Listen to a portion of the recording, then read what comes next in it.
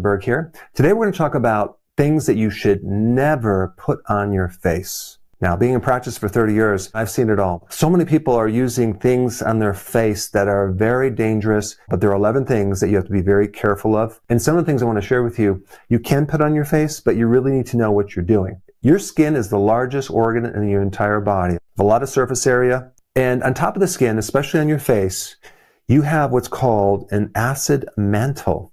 Now, what's that? That's a protective barrier that involves a certain pH that's slightly acidic. So in other words, your skin is not neutral, it's not basic or alkaline, it's acidic. And so if we go from neutral 7 to a 6, that's 10 times more acidic. And then from 6 to 5, that's another 10 times more acidic. Well, the skin is between 4.5 and 5.5. So it's pretty acidic. And the reason why it's acidic is you have microbes that are making it acidic. So you have, in every square centimeter, over 1 million microbes that are there to help protect you against the environment and all the things that are around you. So it's very important to understand like what the skin is, what's on it, what you need to keep on it, and also the pH, because if you put the wrong thing on it, you can screw that up and create the wrong environment. You get the redness, and then you get rashes, you get acne, you get dry skin, you have all sorts of problems. Let's first talk about number 1, apple cider vinegar on your face. Now, yes, it's acidic, but it is way, way, way too acidic. I'm talking about what some people do is they will put straight undiluted apple cider vinegar on their face. You're talking about a pH that's down into like 2 to 3, which is like battery acid. That is so acidic. You are going to create an irritation and a redness on your face that's not going to be good. So you don't want to put it on your face. In fact, this is a side note, but we sprayed apple cider vinegar on our grass to kill some weeds.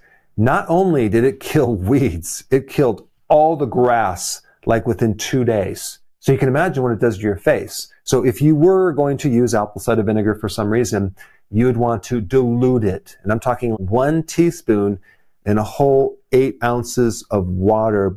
And then you take that mixture and put it on your face if you're going to use it. But do not use straight apple cider vinegar. Okay, number 2, lemon or lime juice. You don't want to put either of these on your face or your hair. And the question is why? Well, it contains a certain phytonutrient chemical that will then potentially create a problem if you go out in the sun, okay? And that condition is called phytophotodermatitis. Phyto is a plant-based chemical, this one.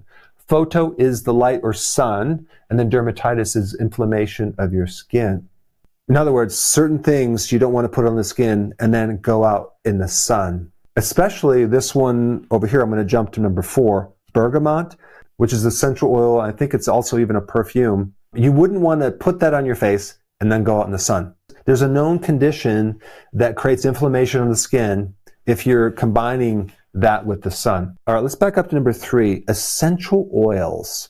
There's a lot of different essential oils that people are putting on their skin that they probably shouldn't put on their face. Like cedar wood or even tea tree oil, it's just too strong. It's too concentrated. And there's a lot of other essential oils that you have to be very careful with because they're going to create an irritation. One thing you could do is try just a little bit on one part of your face, just on that corner or something, to see if you react to it. But you have to be very careful of these super concentrated essential oils because they have a lot of things in them. Now, I think in other parts of your body, you could probably use it just fine, but be careful putting it on face. What about 5, baking soda? What's wrong with that? Well, baking soda has a pH of 9. Now think about this. We got neutral being 7, and then go from 7 to 8. That's 10 times more alkaline. And then from 8 to 9, now we have a power of 10 times 10, which is 100. So the pH of baking soda is 100 times more alkaline than 7. In other words, we don't want to alkalize this acidic skin because now the microbes are not going to have the environment to exist. So you're going to create a problem with this whole living ecosystem. I mean, you can kind of look at it like soil, like it needs to be fertile, it needs to be healthy. So don't rub baking soda on your face. Toothpaste in your face. Some people do it. I don't know why they do it, but toothpaste has some pretty harsh chemicals for your teeth, sometimes even to pull stain off. Sometimes they use hydrogen peroxide, sometimes they use fluoride. These things should not be put on your face because sometimes people put it on little different spots. There's a much better thing that you can put on these spots, like, for example, vitamin C serums or even the chemical in aspirin. So don't be rubbing toothpaste all over your face, okay? All right, number 7, rubbing alcohol. The problem with rubbing alcohol, I mean, you could use it in different parts of your body, but I would be very careful rubbing on your face because alcohol kills off microbes. It's antimicrobial. And you have all these good bacteria in your face that then you're going to kill off and then allow for the overgrowth of unfriendly bacteria to go on your skin. And that's when you have things like rosacea, like this redness and other issues. But realize this, the more you sterilize your face, the sicker the skin will get. So you don't want to be rubbing alcohol. And this also goes with different facial creams. Be careful of buying these creams and lotions and stuff with alcohol and then applying to the face, because not only are they going to sterilize the face and kill up the microbes and pasteurize your face, but it's also going to dry your face out as well. Hydrogen peroxide, very oxidizing and corrosive. It's good to take stains off your teeth. It's good to clean certain things, but do not put it on your face, okay, because it's too concentrated and it can create a bleaching effect that's not good, not to mention killing off the microbes, right? Number 9, hair dye put on your eyebrows or your eyelashes. The dye for hair is very strong and it can be very toxic if it can get into your eye. So if it leaks into the eye, there's been even people that have gone blind or had eye damage from that. So be careful of that on your face or your eyeballs, okay? I just wanted to add that in there. Okay, number 10, topical steroids. This is actually very common for various parts of your face that are red or irritated or flaky.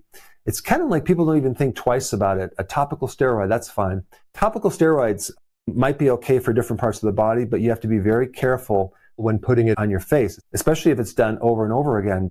You're dealing with a steroid, a synthetic steroid that literally shuts the immune system down on your face.